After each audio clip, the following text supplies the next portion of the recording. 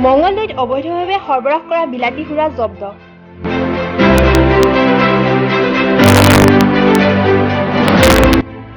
মঙলদৈ আৰক্ষীয়ে গোপন সূত্ৰৰ খবৰৰ ভিত্তিত অভিযান চলাই মঙলবাৰে AS01NC8334 নম্বৰ এখন মেজিক গাড়ীৰে লৈ গৈ থকা অৱস্থাত 400 বটল বিলাতী সুৰা গাড়ীসহ জব্দ কৰে।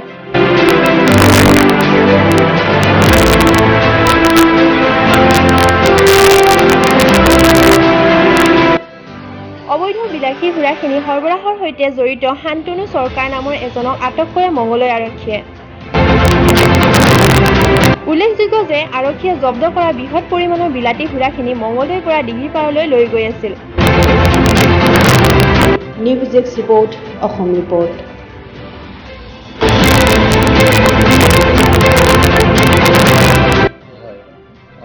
আজি 4টামান বজাত আমাৰ OC মঙলদৈ আৰু অন্য ষ্টাফ লৈ পেলাই এটা খবৰ আছিলে, মানে হিউজ কোৱান্টিটিৰ ইলিগেল NMFL ট্ৰান্সপৰ্টেশ্যনৰ খবৰ আছিলে।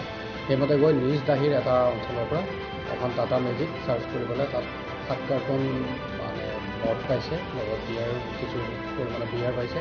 গোটেইখিনি বস্তু চিজ কৰা হৈছে। এজন মানুহ শান্তনু চৰকাৰ আমি ইতিমধ্যে থানালৈ লৈ আহিছোঁ আৰু এইটো বিভাগীয়ভাৱে ব্যৱস্থা গ্ৰহণ কৰা হ'ব।